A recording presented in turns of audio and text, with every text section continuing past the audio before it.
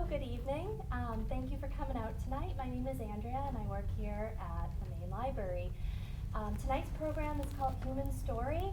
If you followed along, this is the program we used to call Human Library, and tonight's topic is talking about those living with chronic conditions.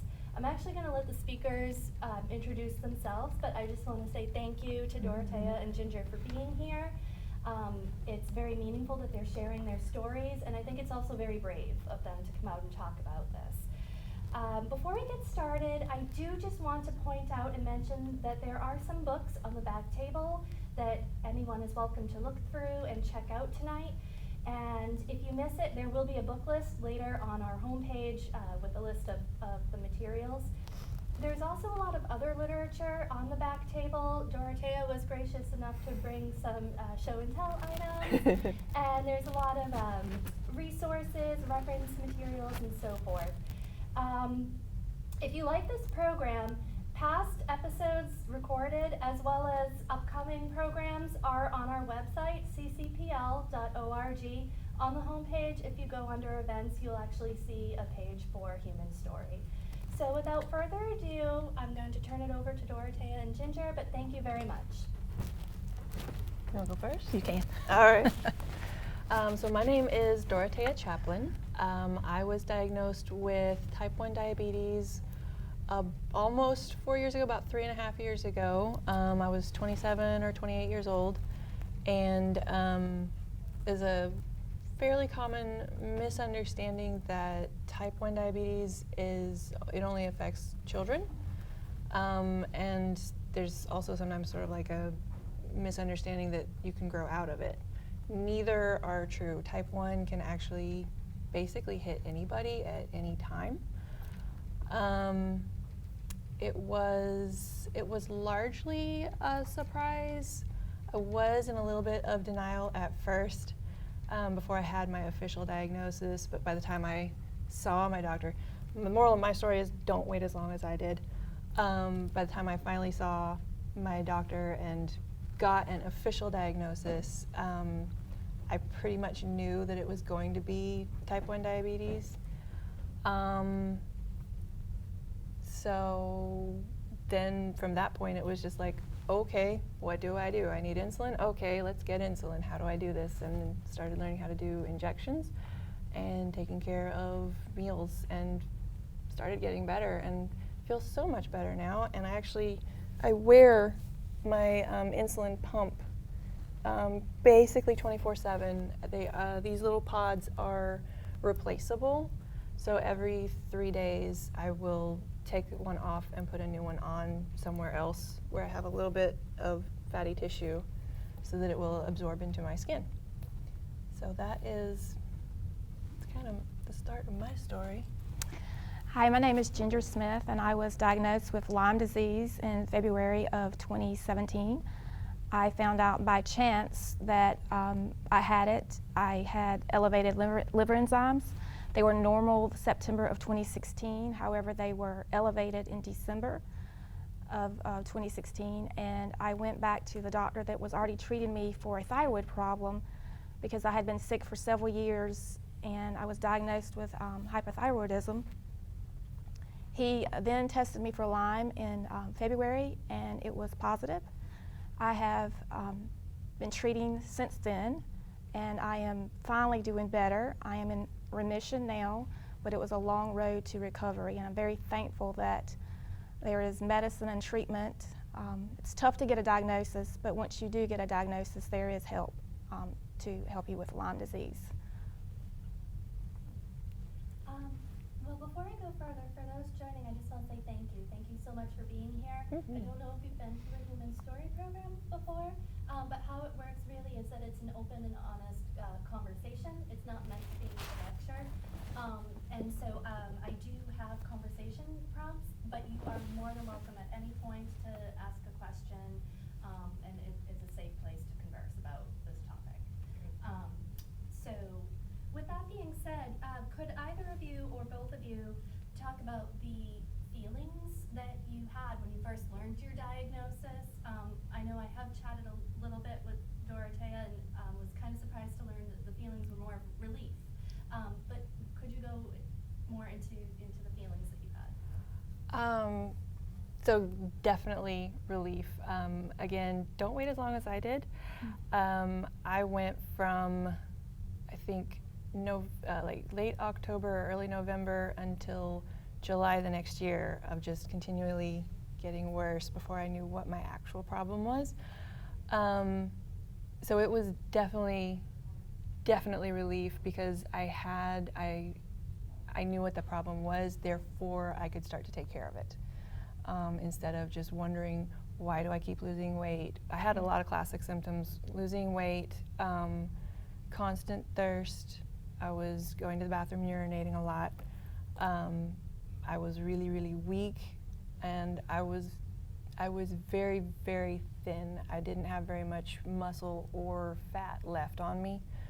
I'm 6 foot tall, and right now I'm pretty happy around 145. When I was diagnosed, I was 113. So I'm very happy things didn't get worse than they did. My doctor, fortunately for me, he actually had insulin in his office, sent me home with the pens after showing me how to use them, and said, "I'll call you later, take care." And it was actually honestly a relief because I avoided the emergency room. I didn't have to go and stay in the hospital for however long for doctors to get me back up. I was able to manage it mostly with help on my own, as I had a very sharp learning curve. But with the answer of, it's type 1 diabetes, that is your problem, here is your solution, and it's insulin. I knew what to do. So that was huge, because before it was a giant question mark, and I didn't know which direction to go, what to do. I didn't even know which doctors to see. But then I saw a general practitioner, and he was able to recommend me to a specialist in endocrinology. So I was able to see doctors who know precisely how all the kinds of diabetes work, and start to get the things that I needed. And I was able to eat a meal and know the nutrients that I'm eating are not going to be wasted this time. So that was huge. And for me as well, it was a huge relief. I had been sick for several years. They couldn't pinpoint what was wrong with me. I had been sent for a sleep study, to an electrophysiologist, back and forth to the GP, just round and round in circles, not knowing why I was so tired. I was walking around like I had the flu every single day, struggling to get through the days. But once I found out that it was Lyme, I knew that even though it was going to be a long road to recovery, that there was hope, and that there was a reason why I felt so bad and so sick, so exhausted all the time.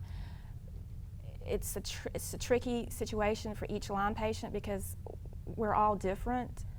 There's so many different symptoms that we have, and once you kind of figure out the formula for your particular case, you can get into remission. But it was a long road to get there, but I'm there now.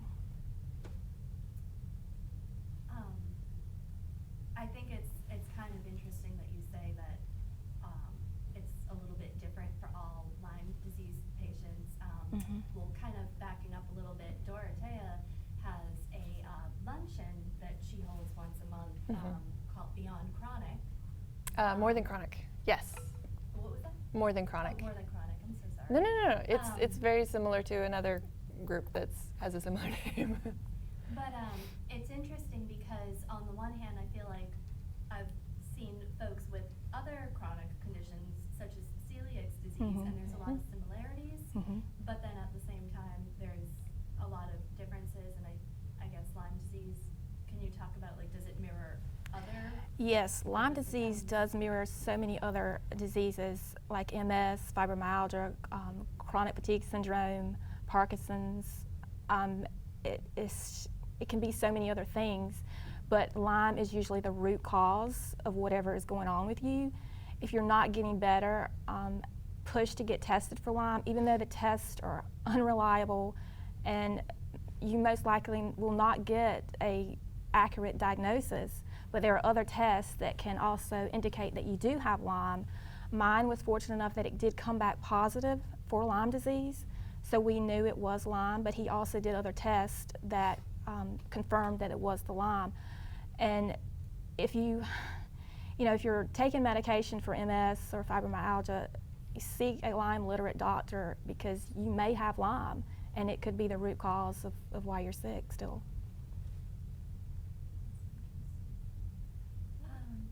Okay. Oh, yeah, please. I apologize if we missed this in the opening three, but well, thank you for sharing your stories. First of all, it takes a lot of courage, and I just wonder about what you learned through advocating for yourself. Like, it sounds like both of your conditions took a while to diagnose, which I get the relief. But how did you advocate for yourself in the healthcare process to make sure you get to the right doctors and the right, because I just wonder if that's part of the hard experience, of getting relief. Yeah, in my case, God was in it the entire time. I was already in place with this particular doctor who is Lyme literate and had been in place with him since 2015 and was treating me for a thyroid problem. And it was my mom that led me to him by reading an article in the Natural Awakenings magazine, and she encouraged me to seek him out because I was not getting a proper diagnosis from these other doctors. I mean, I was literally going around in circles and never getting well. And once I got there, I started to feel better, but I knew there was still something wrong with me. And when my liver enzymes were elevated, I knew that I had to push for something else, that there was still something else going on. Even though he sent me back to my GI doctor, the rheumatologist told me I had Sjogren's. He sent me back to my GI doctor. GI doctor said, we don't know what's wrong with you, we can't figure it out, did all sorts of tests. You just have to keep pushing, asking questions, and never giving up. I mean, you cannot give up. It's your health, it's your life. I went back to the doctor and he, tested me for the Lyme. And ask for all of your records when you go to have tests done. Keep copies of everything, so when you do go to the doctor, you can show him everything. I mean, I have stacks of tests and records to, of where I saw doctors and stuff, and everything, they can look at it and pinpoint it and trace it back, but you cannot give up. It's your life, and I knew I couldn't. For me, it was a little bit simpler. I didn't have to work quite as hard. I got help from my sister-in-law to find a doctor, because I actually didn't have one here at that time. But I was interested in somebody who was comfortable with, I can't even think of the word, medical medicine. That's not the right way to say it. Holistic. Holistic medicine, but also like prescriptions, prescribing drugs and things. I was just like, my options are open. Just tell me what I need. So she actually found a doctor, and I made an appointment, went to see him, and really liked him. By the time I went to see him, I'd actually gotten through work a free blood screening, which is what was the biggest hint directing that this is type 1 diabetes, because my blood glucose, my blood sugar, was pretty elevated. It was well beyond considered safe range. So I brought that to him, and then I also had written out, here's my story since November, and I've been losing weight, and I'm tired, and I'm thirsty, and I didn't have any grip in my hands, and I told him, and he listened awesomely. I really like my doctor. And he listened to me tell my whole story, looked at the blood panel and said, we can do another blood panel if you want to, but you've got a little bit of type 1 diabetes. So I thought it was kind of funny the way he said that, but it was, by the time I finally saw the doctor, it was pretty much straightforward on my end. And then he was able to direct me to the endocrinologist, whom I also really like, and I'm under now that endocrinologist's physician's assistant, and I love her. So I've been very fortunate. The parts that I've had to advocate for myself more are with figuring out insurance, and how do I get the pump instead of the pens? How do I get set up with the continuous glucose monitor so that I can check my numbers without doing finger checks all the time. That was a lot of phone calls. That was a lot of, I didn't know what I was doing, and just kept trying to ask at my doctor's office or my endocrinologist's office, calling insurance themselves. I talked to some really helpful representatives. Deciding on which insulin pump I wanted to use, calling that company, because I actually wanted to switch over to the insulin pump before insurance wanted to cover it. And the representatives there at Omnipod were amazing, and they actually helped me get on the pod quickly and save money from what would have otherwise been required. And other than that, my advocacy has largely just been being open to questions. I took about a month that I kind of kept it to myself and my family and a few very close friends while I figured out, what does this mean? And I still feel bad, but I'm getting better. And then from then, I decided to just, you know what, I'm considered the oddball. I'm 28 years old. People don't expect that. Let me explain it. If they're curious, I'll answer any questions, and just basically being open. I can choose to wear my equipment where it's visible, or I can wear it where it's hidden on my stomach and legs. And I make those choices very purposefully. Sometimes it's just, I don't care, and I slap it wherever. But sometimes I purposefully, like today, I wear my tech where it's visible so that if people have questions, what is that? I can tell them. And then information has been my best help, I think, with being an advocate and basically just getting the word out, because it is such a confusing thing. And people confuse it a lot with type 2. There's gestational, there's other kinds of diabetes, and it's just like, what are you talking about? And just have conversations with people like this. It's a good question. Do you have any other questions? Dorathea, I think most people are familiar with type 2, and not many people understand type 1. Can you just tell us a little bit of the difference? And a lot of people still misunderstand type 2. There's just a lot of misunderstandings of what's happening. I do know more about type 1 than type 2, but my basic understanding of the differences is with type 2, it's a metabolic problem.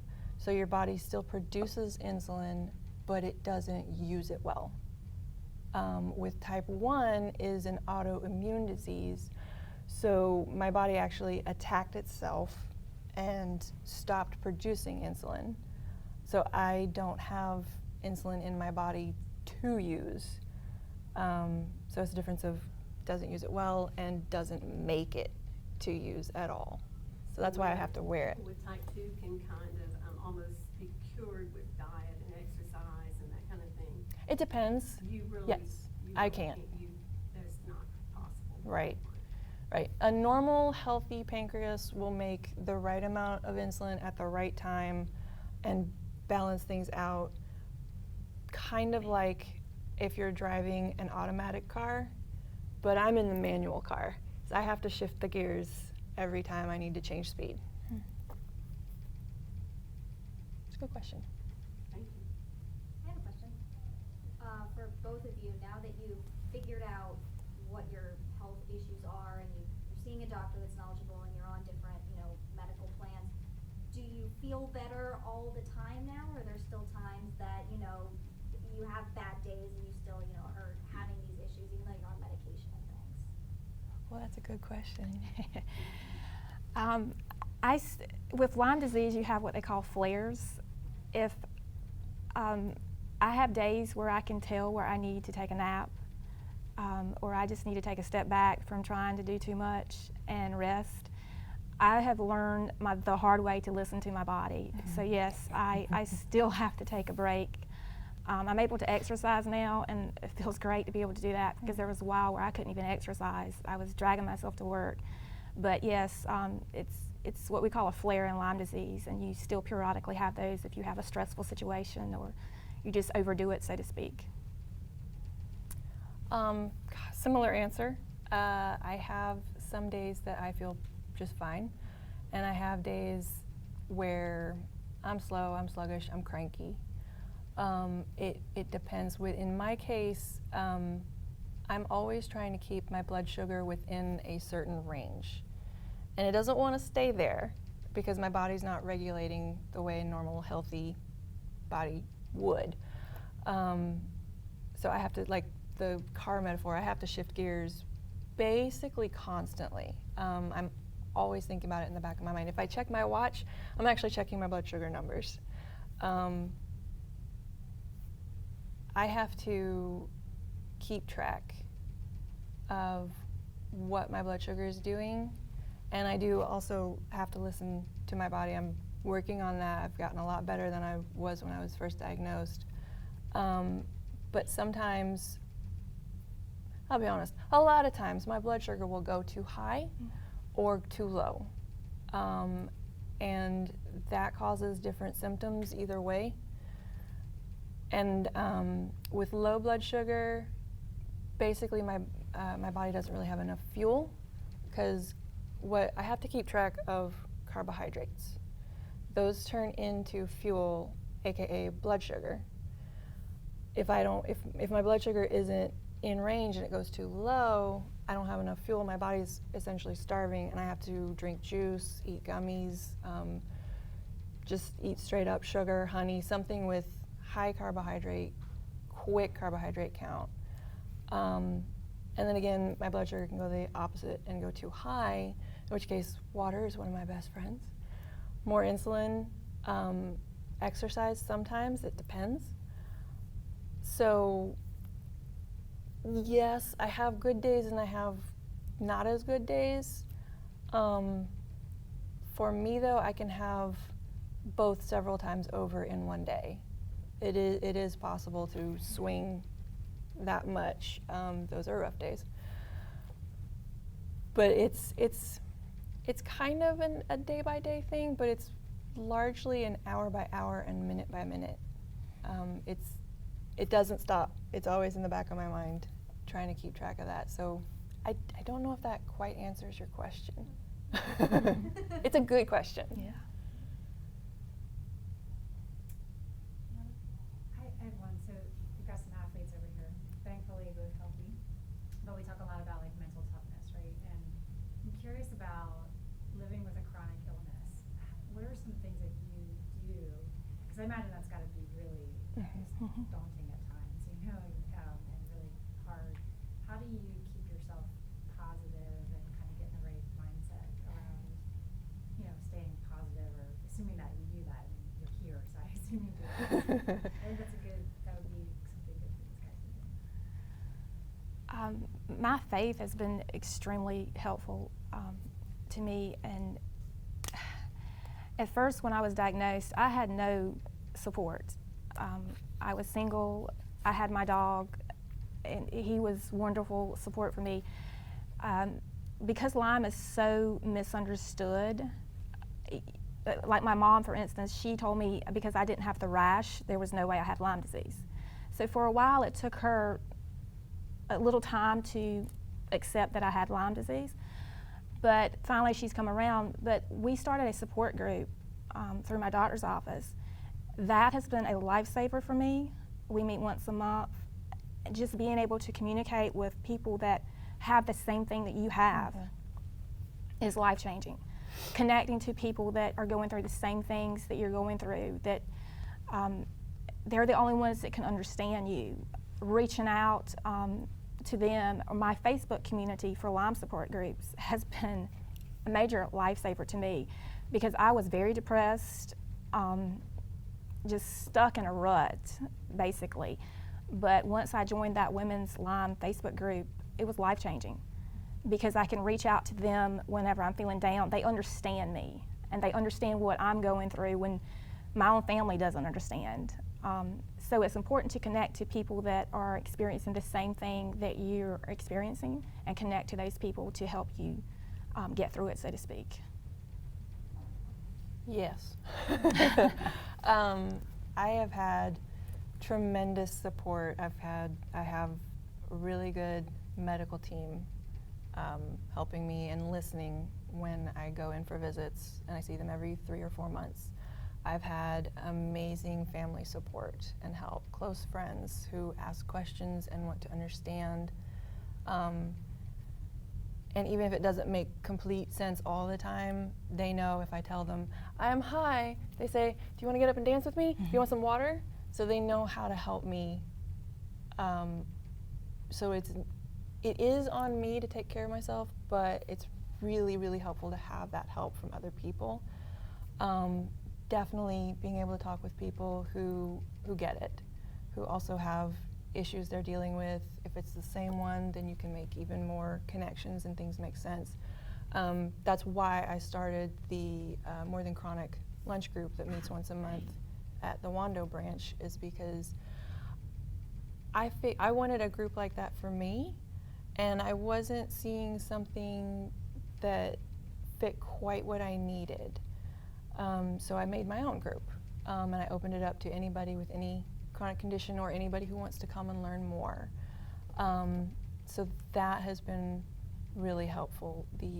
There's also for type 1 diabetes, there's groups around. There's the JDRF, which Paige wasn't able to be here tonight, but she is amazing. She's a coordinator for the local chapter here. I have found groups online. There's one called Beyond Type 1. That one was a huge help for me when I was first diagnosed. It's still a really big help for me. But that was just a whole bunch of people. I went from being alone, the only person I knew who has type 1, to, oh, I can talk with people in Germany, in the next state over.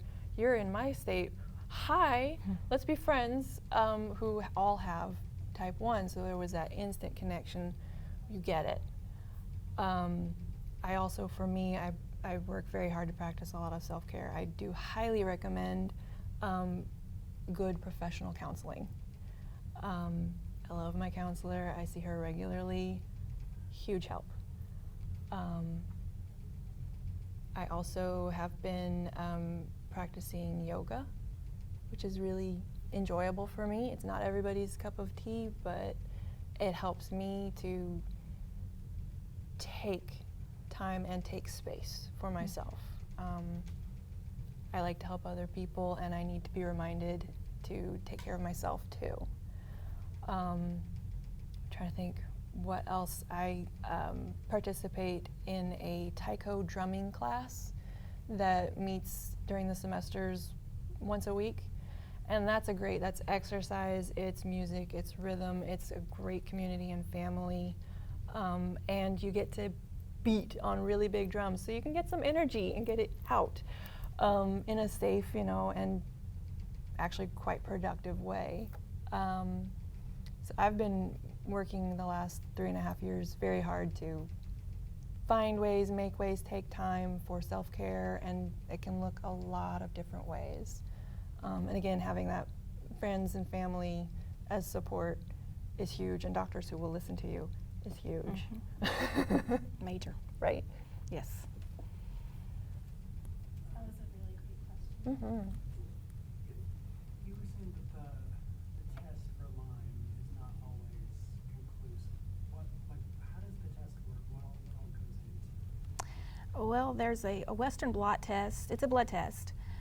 There's a Western blot test, and I forget the other test.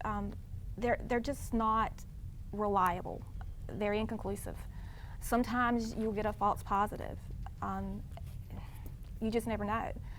But there are other tests that can kind of go along, like a CD57 can indicate that you're sick. And that's one of the tests that my doctor did to conclude. Mine came back positive, so I was blessed. I had, I believe, 2 strands positive for Lyme. Until we get better testing, that's what we need. And it's wonderful that people like Justin Bieber are coming out, Avril Lavigne, and pushing for better research. These are famous people who have Lyme, and they're pushing for research and hopefully change to get better testing for us. So until we get better testing, it's hard to diagnose. So are you looking for multiple positives? Yes, you need a couple positives in there, yeah. Wow. That's probably part of the reason why it's not as talked about. There's a lot of misconception. Yes. The testing just Yes. And it's not, from what I've been told, it's not taught in the medical schools. Is, from what I understand, maybe a 15-minute session on Lyme disease. It's just not taught. I had a rheumatologist tell me that I did not have Lyme disease. I had was tested for Sjogren's, and it came back positive for Sjogren's. And when I got the Lyme test, my doctor said, yes, you have Lyme. And I said, well, do I have the Sjogren's? And he said, well, most likely the Lyme is masking as the Sjogren's. I went back to the rheumatologist, and it was not a very nice experience. He did not believe I had Lyme, but I was getting better with treatment with the antibiotics. So, I mean, definitely had the Lyme. And my liver improved. I mean, my liver enzymes were 19 and 20, and they were in September, and then December they were 200 and 300. So what is the treatment? Is it just? it's a combination of things. I was put on a natural antibiotic, but I was also put on Doxy, 400 milligrams twice a day for 2 months, which did a real number on your GI system, as you can imagine. It was a tough go around, and then for 14 days after that, I was on another antibiotic. Because once I stopped the Doxy, I started getting sicker. And then I went on another antibiotic and then sort of got into a safe place. And then with the other treatment, vitamins and supplements and natural antibiotics, I was able to finally get to remission. And diet. Diet's been huge. No gluten, no sugar, because Lyme feeds off of sugar. So. I have a question. I know, building off of some of the other questions, that both of you have a pretty positive mindset towards treatment and other things, and everyday life you live pretty happily. But do you guys ever think about or are optimistic about future treatment or new technology that's coming out to treat your chronic illnesses? Yes, I am hoping and praying that we can get better research, better funding to get better testing for Lyme.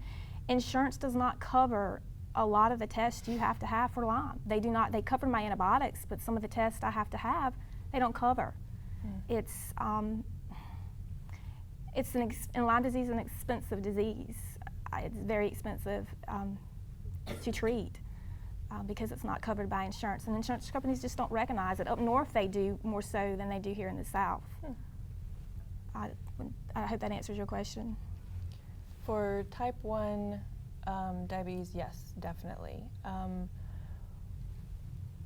I couldn't find the exact dates, but I can tell you that 100 years ago, insulin was brand new as a medicine.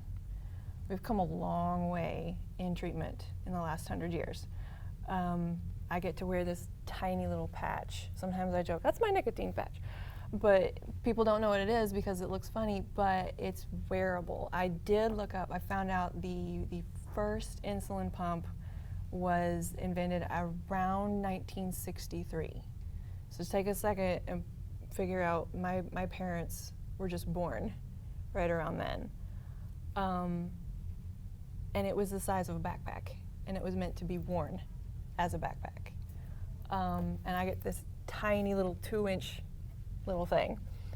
I was talking with someone recently about how testing to find out what your blood sugar number is has changed in the last 30 years.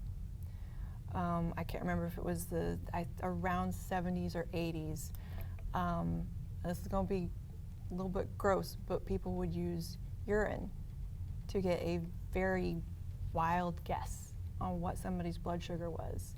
Now I can wear a device, or people can do finger checks and get just a little drop of blood and find out pretty accurately. It's still a guessing game. There's still a range of accuracy, but I can get a pretty close number that's comfortable to dose insulin with. There have been improvements in the last 2 years for treatment with type 1. I'm wearing one of, I think it's still actually the only non-tubed insulin pump, but there is a tubed insulin pump out there where these two devices will talk with each other. It's a different system, so it's not these specific two devices, but the glucose monitor and the insulin pump actually have what they call a hybrid closed loop. So it functions more like a normal healthy pancreas. You still have to do manual finger checks, or that's not the right word. You still have to dose for meals and tell your system what your blood sugar is at for meals, but it takes care of continuous insulin, which I always have to have running in my body because I don't have any on my own. And that has been in just the last 2 years that has come out.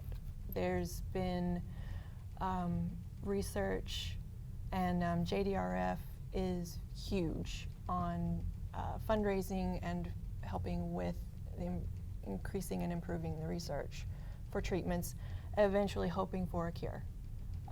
When I was first diagnosed 3.5 years ago, I thought, yeah, no, that's cute, but it's not going to happen. Now I'm thinking, okay, maybe. It's possible it could happen.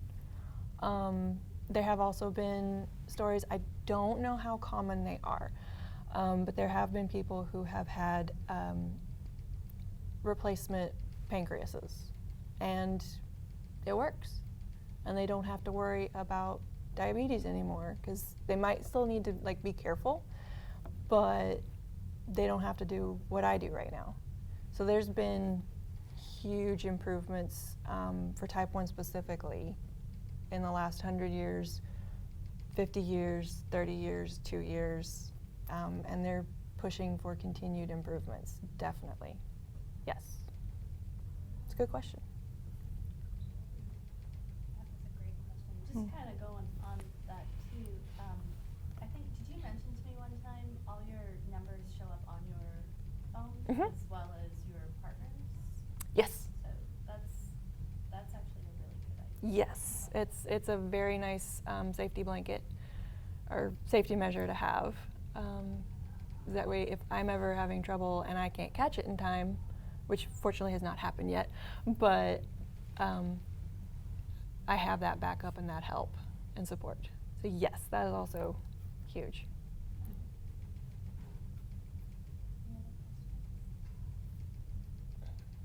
Well, I was wondering, could y'all offer any advice to someone who is faced with a situation where they have to learn all these coping mechanisms very quickly? Because I can only imagine, not having gone through it myself, that it's a lot to take in when you're talking about changing your diet and researching medication and navigating insurance companies and doctors.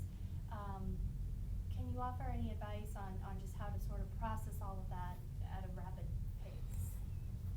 That's a really good question. How do you feel about that one?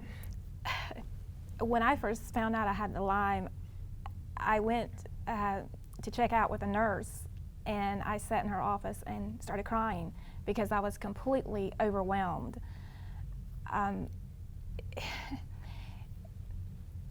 I was scared, but at the same time I was happy that I knew what was wrong with me. So I just threw myself into research. Books were my lifesaver because I felt like knowledge is power to me, and the more I knew about Lyme, the better I felt. So I researched it online. I ordered books, went to the library, got books. Unfortunately, my library didn't have a lot on Lyme. But the books and just seeking out knowledge was huge to me, and just feeling better about that there was hope and help out there, and just being informed about it and learning, constantly learning. I'm still learning about Lyme. I'm still learning about it.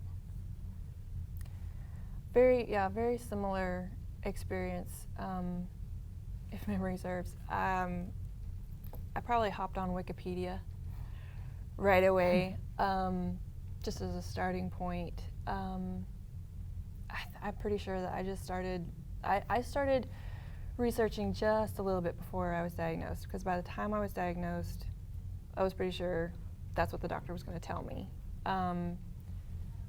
But finding those support systems was a huge help, because when I found the Beyond Type 1 group online, I was able to ask them questions. And there were people who'd been living with Type 1 for 30 plus years on there, and people who were brand new diagnosed, just like me.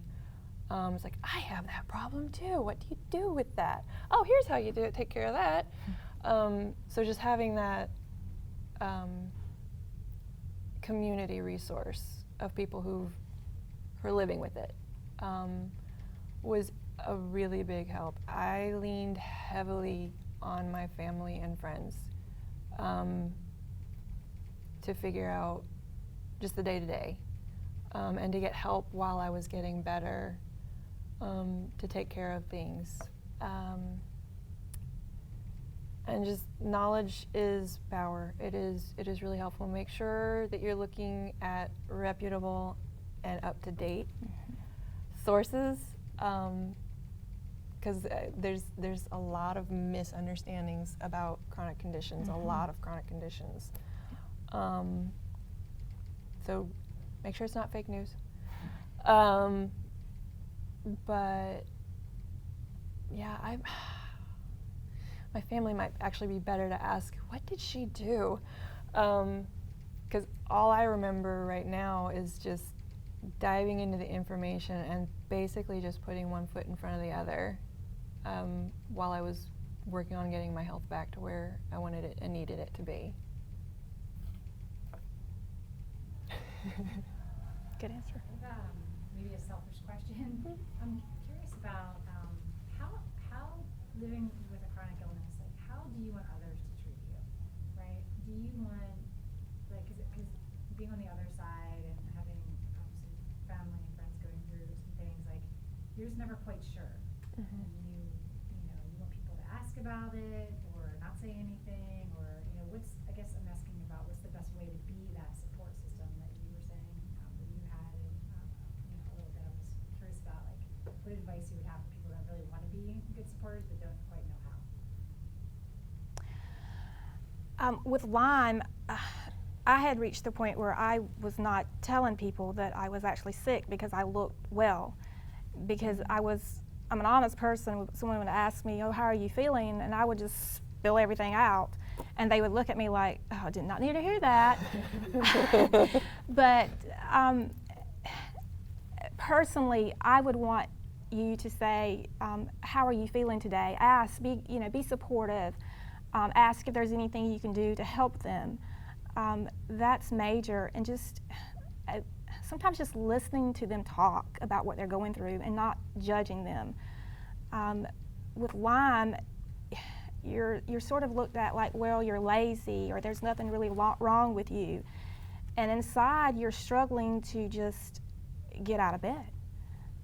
You're crawling and dragging yourself to work. I was fortunate where I was able to still go to work, but it was tough.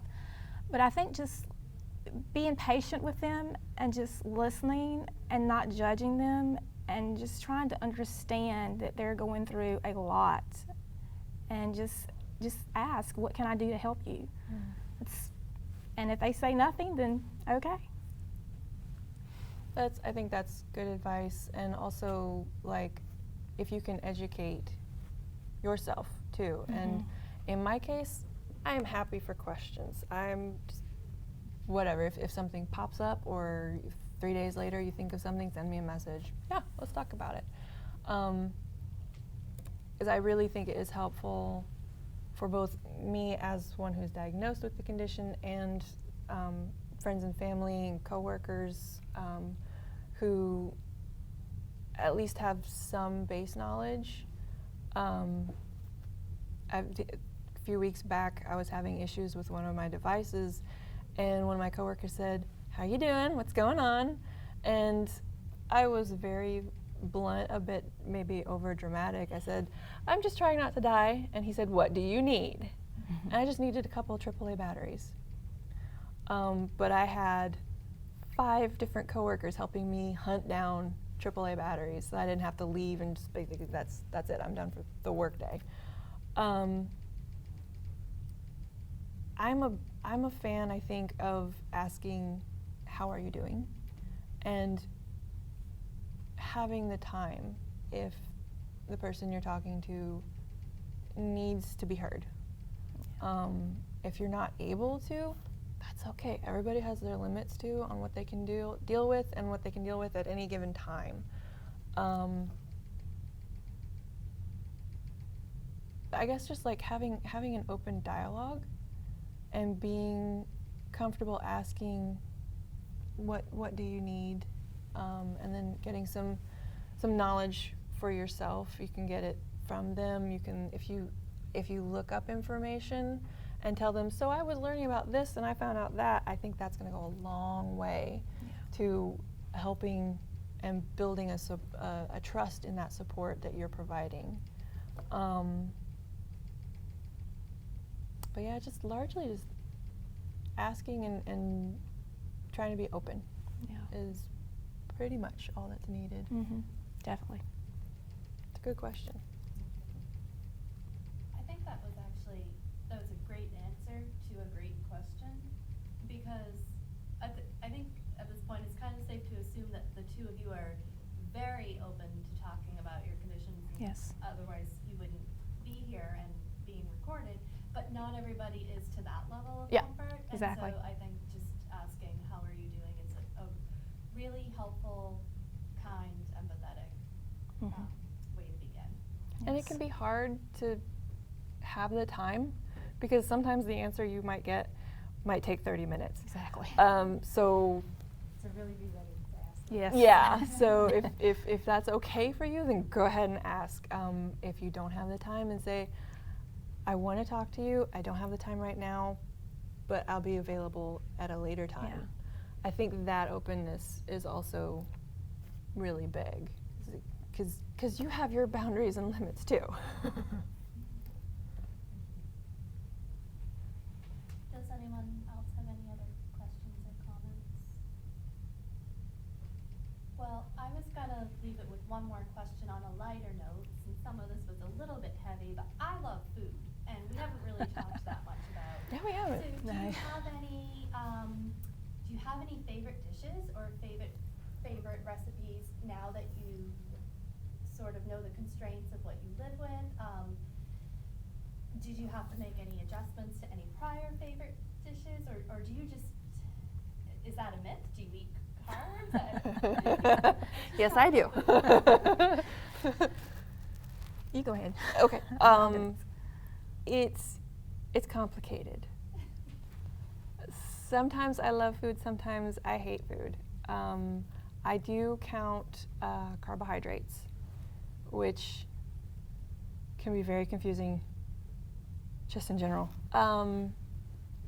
I can basically eat anything that I want, but I have to be really careful with it. I have to consider, how active have I been in the last few hours? How active am I going to be the rest of the day? How much water have I had? How stressed am I? What is my blood sugar number right now? There's so many things that can affect what my blood sugar is, and I'm always trying to keep that and keep it in the range. I could talk all day about food. I won't, but food is complicated because it's where we get our energy and our source, and there's a lot of times it's a comfort thing. I haven't really given up most things that I used to eat. I'm picky about when I indulge.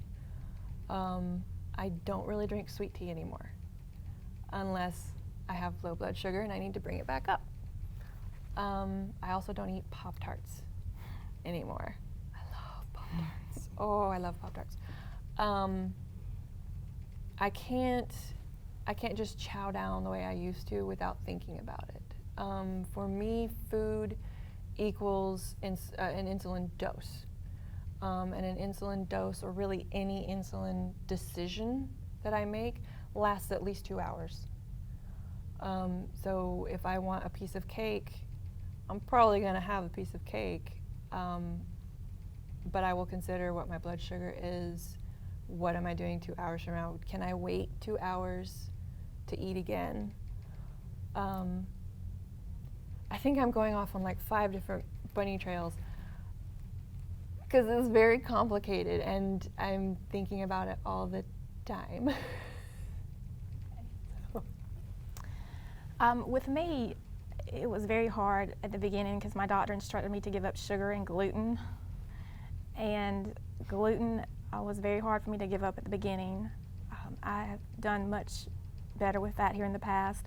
And I followed the Dr. Rawls diet for a while until I sort of got my system back where it needed to be. But I do indulge, but I try not to eat gluten and sugar. But pretty much anything else is okay for me to consume. I try to stay away from meats that aren't organic, and I try to eat a lot more organic food without the pesticides and stuff, so it's major for me. Does anyone have any final questions or comments? I have one last one, similar to what she asked. So there's all these new diets like keto diet, paleo, all those. Have you all ever considered trying one of those to maybe improve how you feel or like maybe help out with your illness? My doctor urged me the last time I saw him in November to try the plant-based diet, but I have not tried it yet. That is on my agenda to try very soon because he's told me that it gives you more energy, and from what I have read, that is true. So I am definitely leaning towards the plant-based diet to try. I haven't really. When I was first diagnosed, I was a little more self-conscious about trying to make sure I found nutritious food. I still try to watch for that. I do go for convenience a lot because I'm tired. But I have also been told by my endocrinologist, I believe, that keto diet or really, really, really low carb diet for type 1 is not actually a good idea, generally speaking. There are type 1 folks who do, and they love it. I don't particularly want to try it, and I have been warned away from it because carbs are still fuel, and I do still need that. Some people will argue you don't need carbs. I'm of the opinion that you do. Maybe you don't necessarily have to eat 5 slices of cake. That'd be a lot of carbs. But I'm also not going to judge. But largely, for me personally, I like to, when possible, focus on trying to make sure that I'm finding food that's nutritious. Just trying to balance that. And I was advised by a dietitian when I eat carbs to what she called anchor it with protein and or fat, because that helps my body work the process it needs to keep my blood sugar steady so that the carbs don't make my blood sugar spike by acting faster than my insulin. I love cookbooks, but I don't use them well, personally. It's a good question, though. All right. Well, if that's that, then I think we'll conclude the program. But I want to thank everyone for coming out tonight, and I really, really want to thank both of you again for being here and advocating for yourself. I think there were a lot of powerful messages, and we learned a lot today. For those that came in late, just to kind of recap, there are a lot of helpful and additional materials on the back table. This program was recorded, and so if you go to ccpl.org, you'll be able to see it later on, as well as a book list accompanying the program. All right, thank you. Thank you. Thank you for being here.